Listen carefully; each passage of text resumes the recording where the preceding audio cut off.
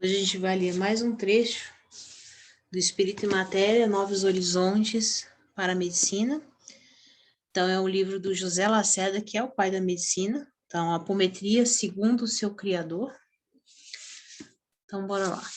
Então, vamos ver um trecho ao acaso, bem aqui para o meio, mais para o final.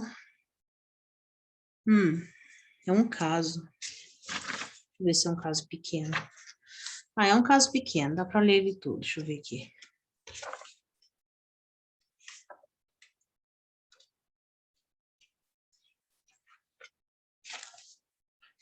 Tá, então é de apometria, tá? É o caso 9.5.10. Deixa eu ver se mostra o nome do capítulo. Tá, então capítulo 9.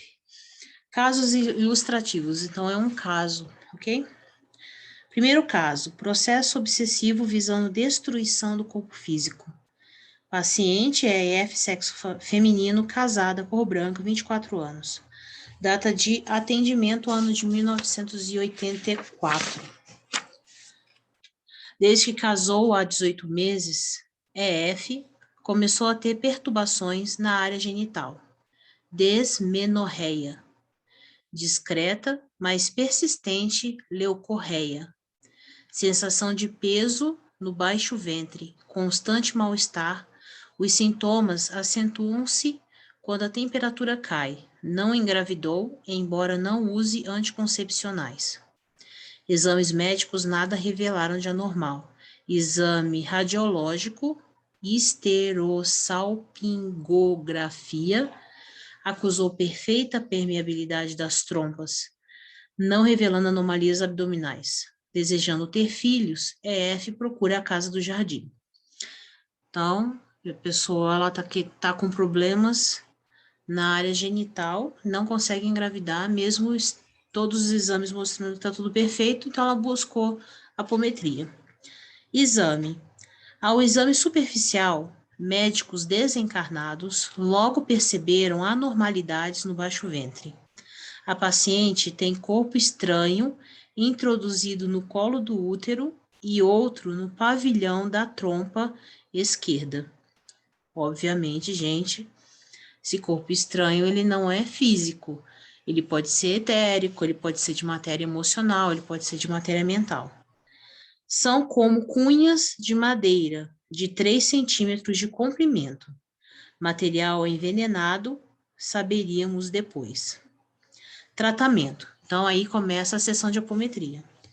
Abrimos a frequência vibratória de EF para identificar espíritos obsessores que, porventura, a estejam perseguindo. Os médiuns, de imediato, acusam a presença de 2 entidades de baixo padrão vibratório interessadas na destruição da moça. Logo, contidos, um deles é obrigado a incorporar em médium. Então, isso a gente consegue fazer de forma presencial. Tá? É como sintonizar um rádio. Então, a gente faz com que a médium sintonize com a pessoa, né? Irrita-se essa pessoa, o obsessor, no caso. Irrita-se com nossa interferência. Ameaça-nos. Vocifera contra a moça. Alega que foi prejudicado em outra vida. Quis casar-se com ela e foi desprezado. Nossa, isso é muito comum na apometria. Como se não fosse que a questão de ser, da pessoa ser sempre posse. Nossa, a gente vê muito caso disso. Como se não fosse suficiente humilhá-lo perante a sociedade, a mulher o perseguiu. Na partilha de uma herança comum, ela influenciou juízes e advogados de modo a prejudicá-lo, deixando quase na miséria com toda a família. Trata-se de espírito sem maiores conhecimentos, não calejado na prática do mal. A obsessão poderia ser classificada como simples. O ódio concentrado, porém, levou-o a desejar a destruição total da inimiga e a aliar-se a seres das trevas com bons conhecimentos técnicos. A obsessão, por isso, transformou-se em complexa, então, porque envolveu, né, outras figuras que tinham conhecimento de como fazer o mal. Foram esses técnicos que puseram as cunhas envenenadas no aparelho genital da moça. E o processo obsessivo gerou consequências sérias. pois esses instrumentos não podem ser retirados com simples passos magnéticos, até porque dificilmente são visíveis à observação superficial de um médium inexperiente. Então, não basta, vamos dizer, o passe magnético que tem nas casas espíritas, nesse caso, não conseguiria penetrar tão profundamente para que ocorresse a retirada. O reiki ajuda nisso daqui, tá? Ele consegue amenizar o tanto que a coisa fica presa e consegue soltar. Então, o reiki ajuda bastante. O obsessor foi conduzido às enfermarias de recuperação do Hospital AC, 71 Hospital Amor e Caridade. Então, esse obsessor foi encaminhado para o Hospital Amor e Caridade. Todo o grupo de entidades que o auxiliavam foi capturado e enviado às enfermarias especializadas. No tratamento da paciente, as cunhas envenenadas foram removidas com facilidade. Toda a área física comprometida e todo o aparelho genital foram impregnados com seiva vegetal de propriedades curativas pelos pretos velhos que nolas trouxeram. EF recebeu aconselhamento para se tratar com passes, água magnetizada e evangelização, pois a aquisição de valores espirituais autênticos é que fornece proteção e imunidade efetiva contra a agressão de espíritos vingativos. Pô, eu falei disso 2 dias atrás, né? Sobre vibração. Lembra que eu falei? Quando a pessoa pega e fala, eu estou sendo obsediado, significa que você está vibrando na mesma vibração dele. Senão ele não conseguiria se aproximar de você.